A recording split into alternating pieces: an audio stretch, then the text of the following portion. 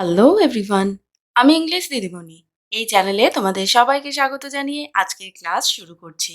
আজকের ক্লাসে যে বাক্যগুলো নিয়ে আমরা আলোচনা করব সেগুলো হলো, সবকিছুর জন্য আপনি একাই দায়ী। আমি এখানে একা দাঁড়িয়ে আছি। আগামীকাল আমি একাই পুজোর কেনাকাটা করতে যাব। তাকে একা হাতে সবকিছু দেখাশোনা করতে হবে। আমার কখনো একা লাগে না।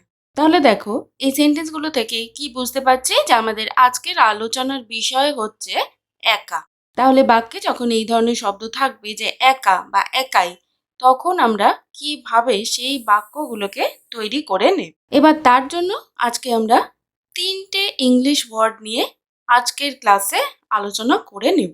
যখন আমরা এই কথাটা বলছি একা, তখন কিন্তু আমরা একাকী বা এককভাবে এই ধরনের বিভিন্ন কথাও কিন্তু বোঝাই। তো এই সমস্ত কিছু নিয়েই আজকের ক্লাসে আলোচনা হবে। চলো তাহলে ক্লাস শুরু করি। আমাদের আজকের ক্লাসের প্রথম ওয়ার্ড হচ্ছে অ্যালোন।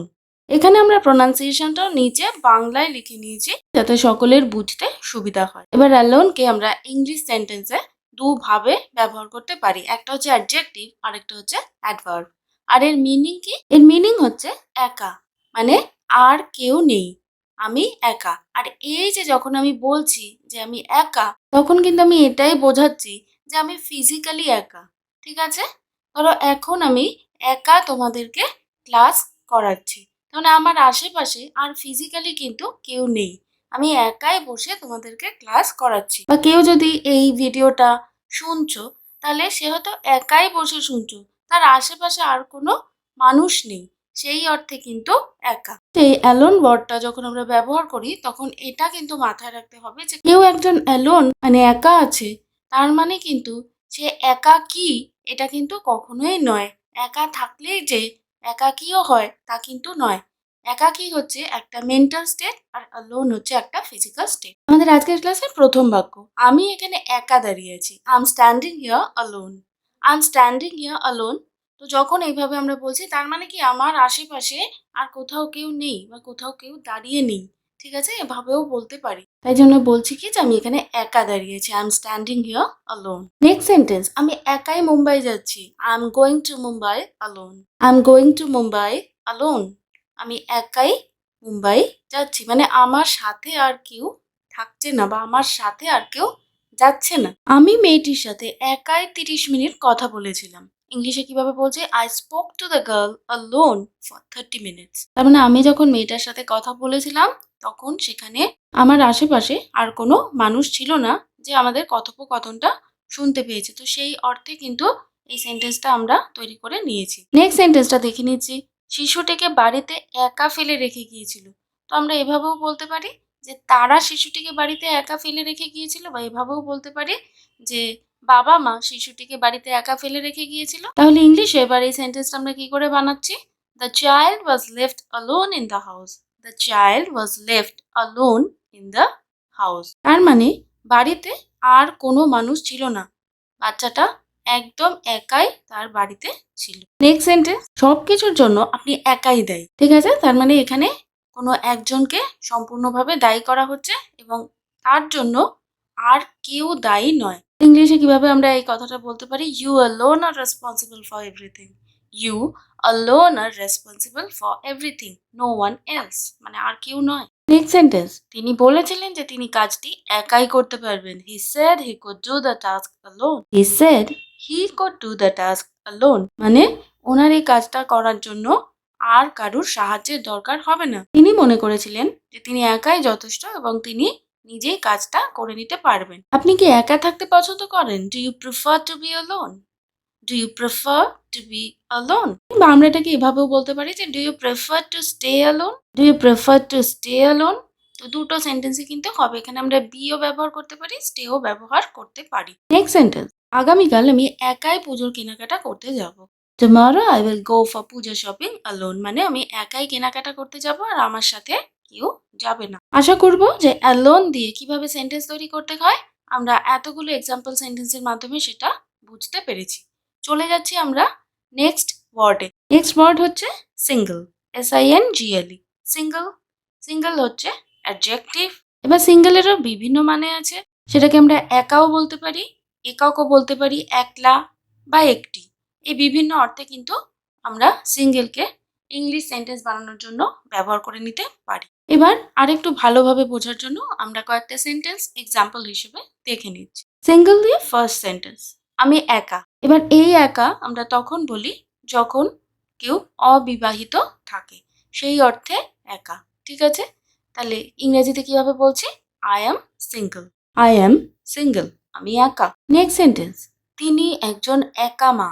বা আমরা এইভাবেও বোঝাতে পারি যে অভিভাবক হিসেবে তিনি একা। হয়তো আমরা এখানে কোনো মায়ের কথা বলছি। ঠিক আছে, তাহলে ইংরেজিতে কিভাবে বলবো আমরা সেন্টেন্সটা? She is a single parent. She is a single parent. এবার এখানে সেটা মাদারও হতে পারে, আবার ফাদারও হতে পারে। তাহলে পেরেন্টের আগে যখন আমরা সিঙ্গেল বসাচ্ছি, তার মানে আমরা কোনো একজনকে বোঝাচ্ছি, সে আইদার মা অর বাবা। এবার কখন আমরা কোনো পেরেন্টের আগে সিঙ্গেল এই ওয়ার্ডটা বসাই?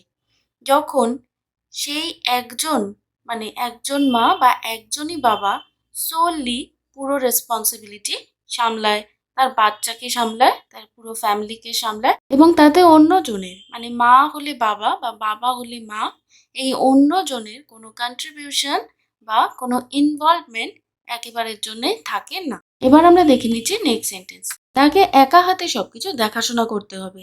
ইংলিশে কি বলছি? She has to look after everything single handedly. She has to look after everything single handedly. একজন একা মানুষ সবকিছু করতে পারে না। A single person cannot do everything.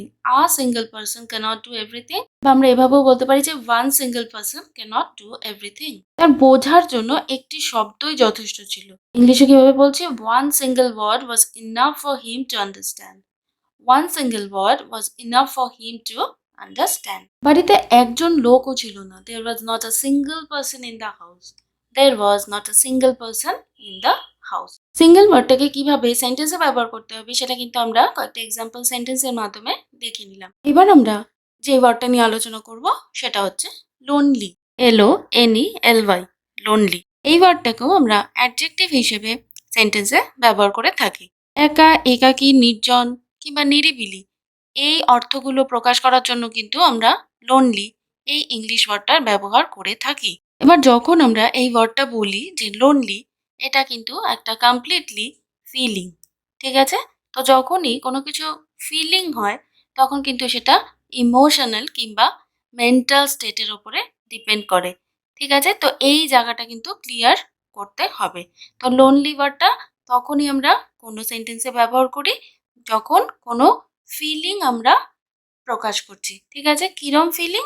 না একাকিত্বর ফিলিং। ঠিক আছে, এখানে কিন্তু একা থাকা মানে ফিজিক্যালি আমি একা আছি সেই রকম কিন্তু কোনো অর্থ আমরা বোঝাই না। এই লোনলি মানে হচ্ছে আমি একাকী বোধ করছি। হতেই পারে যে আমার আশেপাশে অনেক মানুষ আছে, আমার অনেক বন্ধু বান্ধব আছে, কিন্তু তারপরেও আমি ভেতর থেকে খুব লোনলি ফিল করি, মানে আমি একা ফিল করি ভেতরে। তো এই ওয়ার্ডটার মাধ্যমে আমরা আমাদের সেই মেন্টাল স্টেট কিংবা ইমোশনাল স্টেটটাকে ডিফাইন করি। এবার আমরা কয়েকটা এক্সাম্পল সেন্টেন্স দিয়ে আরো ভালোভাবে বুঝে নেব। আমি কখনোই একাকী বোধ করি না, বা আমার কখনো একা লাগে না। কিভাবে বলবো এটা আমরা ইংলিশে?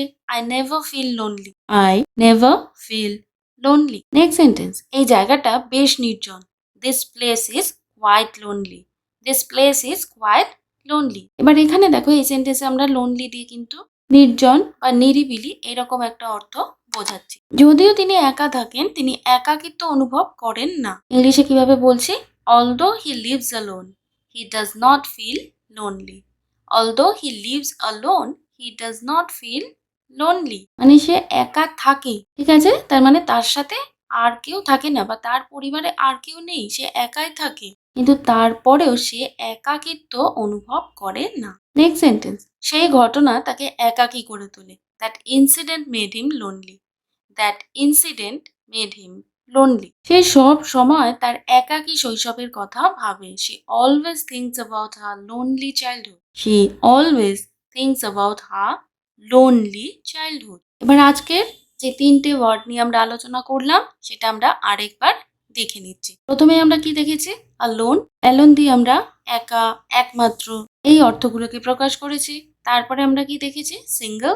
সিঙ্গেল এই ওয়ার্ডটাকে ইউজ করেও কিন্তু আমরা একা এবং তার সাথে একক, একলা, একটি এই ধরনের আরো বিভিন্ন অর্থকে বুঝিয়েছি। এবং একদম লাস্টে এই লোনলি ওয়ার্ডটার মাধ্যমে আমরা দেখেছি যে কিভাবে একা, একাকী, নির্জন এই কথাগুলো যখন আমরা বাংলায় বলে থাকি, তখন এই লোনলি ওয়ার্ডটাকে কিভাবে আমরা সেন্টেন্সে ব্যবহার করতে পারি। আর তার সাথে আমরা দেখে নিয়েছি কি বিভিন্ন ধরনের এক্সাম্পল সেন্টেন্সেস। তো আশা করি যে আজকের এই ক্লাসটা তোমাদের সকলের জন্য খুবই ইউজফুল হয়েছে। এবার আমরা দেখে নেব আমাদের আজকের ক্লাসের একদম লাস্ট সেন্টেন্স, আর সেটা হচ্ছে আমাদের আজকে হোমওয়ার্ক। সেন্টেন্সটা হলো, তিনি একাই তার জীবনের নিঃসঙ্গ দিনগুলি হতাশার একটাও শব্দ উচ্চারণ না করে পার করেছিলেন। এবার এই সেন্টেন্সটা কিন্তু খুব ইন্টারেস্টিং একটা সেন্টেন্স। কেন? আজকে আমরা যে 3টে ওয়ার্ড শিখে নিয়েছি সেই 3টে ওয়ার্ডের ব্যবহার করেই কিন্তু এই পুরো সেন্টেন্সটাকে ফর্ম করা যাবে বা বানানো যাবে। তো দেখো, যদি তোমরা এই সেন্টেন্সটাকে সেভাবে ইংরেজিতে বানিয়ে নিয়ে আমাকে কমেন্টে লিখে জানাতে পারো, তাহলে আমি কিন্তু খুব খুব খুব খুশি হব। তাহলে দেখা হবে তোমাদের সকলের সাথে এরকমই আরো একটা ইউজফুল ভিডিওতে, আরো কিছু ইউজফুল কন্টেন্টের সাথে। ততক্ষণ অবধি তোমরা সকলেই ভালো থাকো, সুস্থ থাকো। Stay safe and healthy. Bye bye. Thank you.